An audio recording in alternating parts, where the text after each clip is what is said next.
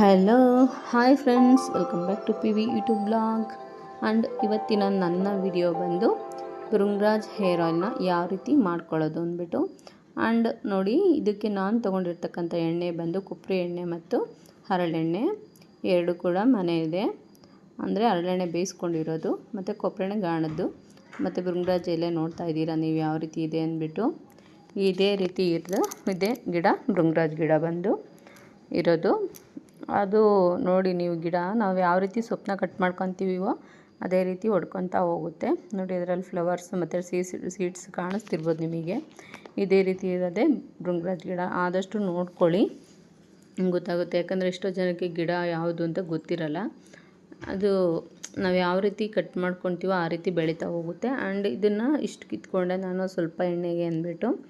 ಅದು ಸೋಸ್ಕೊಳ್ಳೋದಕ್ಕೆ ಯಾವ ರೀತಿ ಅಂದರೆ, ಯಾಕಂದರೆ ಇದರಲ್ಲಿ ಹುಳ ಇರುತ್ತೆ, ಅಂದರೆ ವೈಟ್ ಬಗ್ಸ್ ಅಥವಾ ಫಂಗಲ್ಸ್ ಅಂದ್ಕೊಳ್ಳಿ. ಆ ವೈಟ್ ಬಗ್ಸ್ ಟೈಪು ಫಂಗಲ್ಸ್ ಇರುತ್ತೆ ಅದರಲ್ಲಿ. ಅದು ಎಲೆ ಮೇಲೆ ಇರಲ್ಲ, ಎಲೆ ಹಿಂದೆಗಡೆ ಇರುತ್ತೆ ಮತ್ತು ಕಡ್ಡಿ ಮೇಲೆ ಇರುತ್ತೆ. ನೋಡಿಕೊಂಡು ಸೋಸ್ಕೋಬೇಕು. ಇದೆಲ್ಲ ಫ್ಲವರ್ಸು, ಮೊಗ್ಗು. ಆಲ್ಮೋಸ್ಟ್ ಇದರೆಲ್ಲ ಮೊಗ್ಗಿರೋಂಥದ್ದೇ ತೊಗೊಂಡಿದ್ದೀನಿ. ಆ್ಯಂಡ್ ಇದು ನಾನು ಸಾಂಬಾರಿಗೂ ಕೂಡ ಯೂಸ್ ಮಾಡ್ಕೊತಾ ಇರ್ತೀನಿ ಅವಾಗವಾಗ. ನೋಡಿ, ಇದನ್ನು ನೀಟಾಗಿ ಈ ರೀತಿ ನೀರನ್ನ ಇಟ್ಬಿಟ್ಟು ಒಂದು ಸ್ವಲ್ಪ ಹೊತ್ತು ನೆನೆ ಹಾಕಿ ಬಿಡಬೇಕು. ಯಾಕಂದರೆ ಡಸ್ಟು, ಮಣ್ಣು ಏನಾದರೂ ಇತ್ತಂದರೆ ಕ್ಲೀನ್ ಆಗುತ್ತೆ. ಅದಕ್ಕೆ ಒಂದು ಸ್ವಲ್ಪ ಹೊತ್ತು ಚೆನ್ನಾಗಿ ನೆನೆ ಹಾಕಿ ಬಿಡಬೇಕು. ಅದು ನೆನೆ ನಂತರ ಈ ರೀತಿ ವಾಶ್ ಮಾಡ್ಕೊಬೇಕು. ಒಂದು ಸಲ ವಾಶ್ ಮಾಡಿ ನಾನು ಮತ್ತೆ ಇನ್ನೊಂದು ಸಲ ನೀರು ತೊಗೊಂಡು 2 ಸಲ ವಾಶ್ ಮಾಡಿಕೊಂಡೆ. ಯಾಕಂದರೆ ಸ್ವಲ್ಪ ಮಳೆ ಆಗಿರೋದ್ರಿಂದ ಸ್ವಲ್ಪ ಮಣ್ಣಿತ್ತು ಅಂದ್ಬಿಟ್ಟು 2 ಸಲ ವಾಶ್ ಮಾಡ್ಕೊಂಡಿದ್ದು.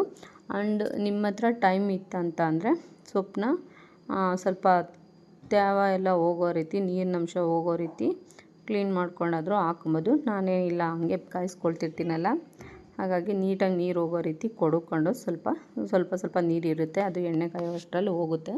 ನೋಡಿ, ಇಷ್ಟು ನಾನು ಹರಳೆಣ್ಣೆನ ತೊಗೊಂಡಿದ್ದೀನಿ. ಇದು ಮನೆಯಲ್ಲೇ ಬೇಯಿಸಿರ್ತಕ್ಕಂಥದ್ದು ಹರಳೆಣ್ಣೆ. ಕೊಬ್ಬರಿ ಎಣ್ಣೆ ಬಂದು ಗಾಣದಿಂದ ಹಾಕ್ಸ್ಕೊಂಬಂದಿರೋದು. ನಾವೇ ಸ್ವಂತ ಕೊಬ್ಬರಿಯಿಂದ ಹಾಕ್ಸ್ಕೊಂಬಂದಿರ್ತಕ್ಕಂಥದ್ದು. ಅದು ಗಾಣದ ಎಣ್ಣೆ ಬಂದು ಕೊಬ್ಬರಿ ಎಣ್ಣೆ ಗಾಣದಿಂದ ಹಾಕ್ಸ್ಕೊಂಬಂದಿರೋದು. ಮತ್ತು ನನ್ನ ಎಣ್ಣೆ ಸ್ವಲ್ಪ ಜಾಸ್ತಿ ಆಯಿತು, ಸ್ವಲ್ಪ ಅದಕ್ಕೆ ಕ್ವಾಂಟಿಟಿ ಬಂದು ಕಮ್ಮಿ ಆಯಿತು ಅಂದ್ಬಿಟ್ಟು ಇನ್ನೊಂದು ಸ್ವಲ್ಪ ಸೊಪ್ಪು ಕಿತ್ಕೊಂಡು ಅದಕ್ಕೆ ಕ್ಲೀನ್ ಮಾಡಿಕೊಂಡು ವಾಶ್ ಮಾಡಿಕೊಂಡು ಹಾಕ್ಕೊಂಡಿದ್ದು. ನೋಡ್ಕೊಳ್ಳಿ, ಭೃಂಗರಾಜ್ ಗಿಡ ಮತ್ತೆ ನೋಡ್ಕೊಳ್ಳಿ ಯಾವ ರೀತಿ ಇರುತ್ತೆ ಅಂದ್ಬಿಟ್ಟು. ಇದೇ ರೀತಿ ಭೃಂಗರಾಜ್ ಗಿಡ ಇರೋದು. ಅದು ಬಂದು ನಾನು ತುಳಸಿ ಪಾಟಲ್ಲಿ ಹಾಕ್ಕೊಂಡಿದ್ದೀನಿ. ಮೇಲ್ಗಡೆ ಇನ್ನೊಂದಷ್ಟು ಪಾಟಲ್ಲೆಲ್ಲ ಇದೆ. ಸದ್ಯಕ್ಕೆ ಜಾಸ್ತಿ ಮೇಲ್ಗಡೆ ಇಲ್ಲ, ಯಾಕಂದರೆ ನಾನು ಸೀಡ್ಸ್ ಮಾಡಿಕೊಂಡು ಮೇಲ್ಗಡೆ ಎಲ್ಲ ಹಾಕ್ತಾಯಿರ್ತೀನಿ, ಇರುತ್ತೆ. ಇವಾಗ ಎಷ್ಟು ಬೇಕೋ ಅಷ್ಟು 1-2 ಗಿಡ ಬಿಟ್ಕೊಂಡು ಇದೆಲ್ಲ ಇದು ಮಾಡ್ಕೊಂಡಿರ್ತೀನಿ. ಯಾಕಂದರೆ ತುಳಸಿ ಗಿಡನೂ ಚೆನ್ನಾಗಿ ಬೆಳಿಬೇಕಲ್ಲ, ಹಾಗಾಗಿ. ನೋಡಿ, ಈ ರೀತಿ ವಾಶ್ ಮಾಡಿಕೊಂಡು ಮತ್ತು ಎಣ್ಣೆಗೆ ಹಾಕ್ಕೊಬೇಕು. ಹಣ್ಣು ನೋಡ್ತಾ ಇದ್ದೀರಾ. ಆದರೆ ನೀವು ಕೆಲವೊಬ್ಬರು ಅಂದರೆ ಎಣ್ಣೆ ಕಾದ ನಂತರ ಯಾವುದೇ ಕಾರಣಕ್ಕೂ ಸೊಪ್ಪು ಹಾಕೋಕ್ಕೆ ಹೋಗಬೇಡಿ, ಅದು ಏನು ಮುಖಕ್ಕೆ ಸಿಡಿಯುತ್ತೆ. ಅದಕ್ಕೋಸ್ಕರ ನಾವು ಎಣ್ಣೆ ಜೊತೆನೇ ಆಲ್ಮೋಸ್ಟ್ ಸೊಪ್ಪನ್ನ ಹಾಕ್ಕೊಬೇಕಾಗುತ್ತೆ. ಹಣ್ಣು ನೋಡಿ, ಇಲ್ಲಿ ನಾನು ಸ್ವಲ್ಪ ಬಟ್ಲು ಚಿಕ್ಕದನ್ನ ತೊಗೊಂಡೆ. ಬಟ್ಲು ಏನಂದರೆ ಆನ್ ಟೈಮ್ಗೆ ಅಂದ್ಬಿಟ್ಟು ಸ್ವಲ್ಪ ಕಾಯ್ಸ್ಕೊಳಕ್ಕೆ ಆ ಬಟ್ಲು ತೊಗೊಂಡಿದ್ದೆ. ಅದು ಎಣ್ಣೆ ಸ್ವಲ್ಪ ಜಾಸ್ತಿ ಆಗಿದ್ದರಿಂದ ಅದು ಬಂದು ಚೆಲ್ತು. ಅದಕ್ಕೆ ನಾನೇನು ಮಾಡಿದೆ ಅಂದರೆ ಇನ್ನೊಂದು ಚಿಕ್ಕ ಗ್ಯಾಸಲ್ಲಿ ಸ್ವಲ್ಪ ಸಿಮ್ಮಲ್ಲಿ ಇಟ್ಕೊಂಡು ಬರ್ನಲಲ್ಲಿ ಅದನ್ನು ಅದರಿಂದ ಇದಕ್ಕೆ ಪಾಸ್ ಮಾಡ್ಕೊಂಡು ಕಾಯಿಸ್ಕೊಂಡೆ. ಯಾಕಂದರೆ ಒರ್ಜಿನಲ್ ಆಯಿಲ್ ಅಂತ ಯಾವುದೇ ಆಯಿಲ್ ಆಯ್ತಂದ್ರೂ ಕೂಡ ನಾವು ಅದು ಗ್ಯಾಸ್ ಮೇಲೆ ಇಟ್ಟರೆ ಅಥವಾ ಒಲೆ ಮೇಲೆ ಇಟ್ಟರೆ ಅದು ಈ ರೀತಿ ಕಂಪಲ್ಸರಿ ಉಪ್ಪು ಬರ್ತಾನೆ ಇರುತ್ತೆ. ನೋಡಿ, ಆ ಉಪ್ಪು ಬಂದಾಗೆಲ್ಲ ಈ ರೀತಿ ತಗೊಳ್ಳೋದು. ಸ್ವಲ್ಪ ಅದು ಕೂಲ್ ಆಗೋ ತನಕ ಇದು ಮಾಡಿಕೊಂಡು ಅದೇ ರೀತಿ ಕಾಯಿಸ್ಕೊಳ್ತಾ ಹೋಗಿದ್ದು ನಾನು. ಮತ್ತು ಇದಕ್ಕೆ ಏನಾದರೂ ಹಾಕಿ ಕಾಯಿಸ್ಕೊಳ್ತೀವಿ ಅಂತ ಅನ್ನೋರಿದ್ದರೆ ನೀವು ಈರುಳ್ಳಿ ಮತ್ತು ಇದು ಆಲೂವೆರಾ ಈ ಥರ ಎಲ್ಲ ಏನಾದರೂ ನಿಮ್ಮ ತಲೆ ಕೂದಲಿಗೆ ಅಡ್ಜಸ್ಟ್ ಆಗಿದರೆ ಇದ್ರ ಜೊತೆ ಹಾಕಿ ಕಾಯಿಸ್ಕೊಬೋದು.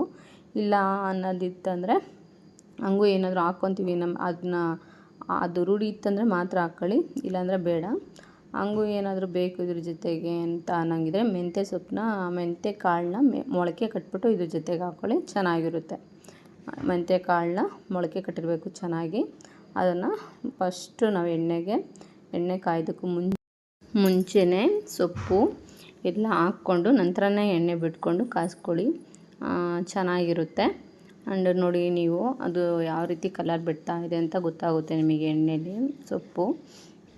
ಒಂದು ಸ್ವಲ್ಪ ಗ್ರೀನ್ ಆಗ್ತಾ ಹೋಗ್ತಾ ಇದೆ ಎಣ್ಣೆ. ಆ್ಯಂಡ್ ಸೊಪ್ಪನ್ನ ಚೆನ್ನಾಗಿ ಬೇಯಿಸ್ಕೊಬೇಕಾಗುತ್ತೆ ನಾವು.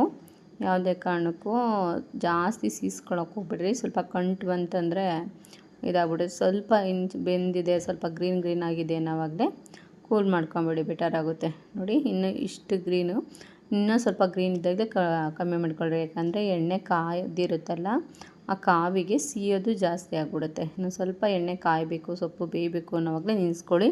ಇದು ಕರಿಬೇವಿನ ಸೊಪ್ಪಿನ ಥರ ಫುಲ್ಲು ನಾವು ಏನು ಮಿಕ್ಸರ್ಗೆ ಹಾಕಂತೀವಲ್ಲ ಆ ಥರ ಫುಲ್ಲು ಡ್ರೈ ಆಗಿರುತ್ತೆ, ಚೆನ್ನಾಗಿರುತ್ತೆ. ನೋಡಿ ನಂತರ ನೀಟಾಗಿ ಸೋಸ್ಕೊಬೇಕು.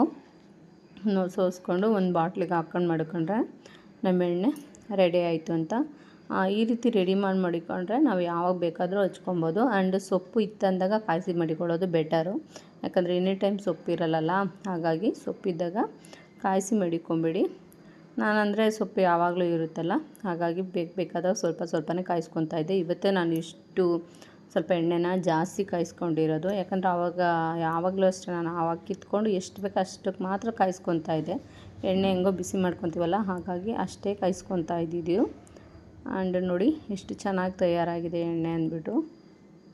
ಈ ರೀತಿ ಒಂದು ಬಾಟ್ಲಿಗೆ ನೀವು ಯಾವಾಗಲೂ ರೆಡಿ ಮಾಡಿ ಇಟ್ಕೊಂಡ್ರೆ ಆಯಿತು.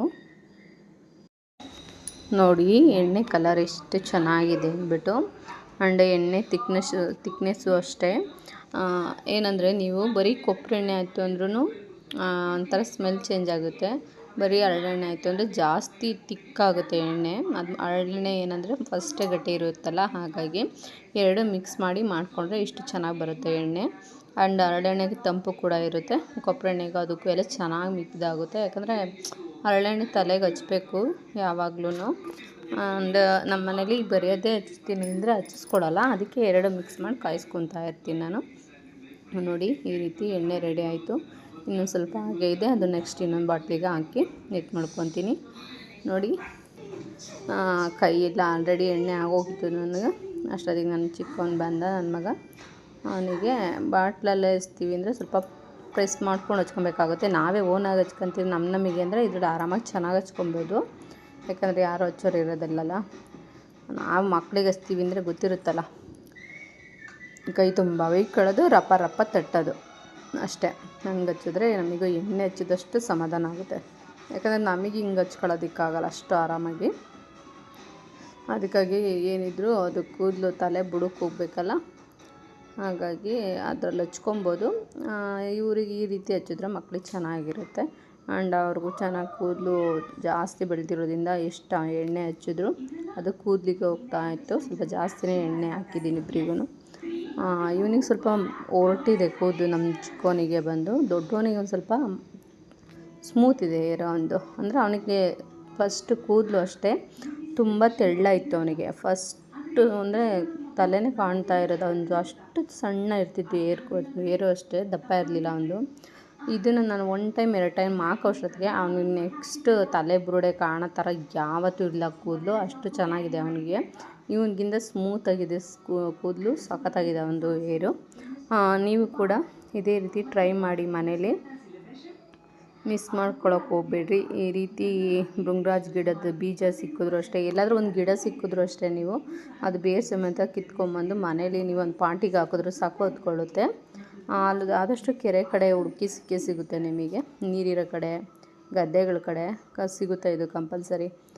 ನೋಡಿ ಈ ಬಾಟ್ಲಿಗೆ ಹಾಕ್ಕೊಂಡು ಫುಲ್ಲು ಆಯಿಲ್ನ ಹಾಕಿ ಮಡಿಕೊಂಡೆ. ಯಾಕಂದರೆ ನಾವು ಏರ್ ಹಚ್ಕೊಳ್ಳೋದಕ್ಕೆ ಹಾಕಿ ಮಡಿಕೊಂಡ್ರು ಚೆಲ್ಬಿಡುತ್ತೆ ಉಂಟ್ಕೊಂಡ್ರೆ ಅಂದ್ಬಿಟ್ಟು ಫುಲ್ ಆಯಿಲ್ನು ಇದಕ್ಕೆ ನಾನು ಸ್ಟೋರೇಜ್ ಮಾಡಿ ಮಡಿಕೊಂಡಿದ್ದೀನಿ.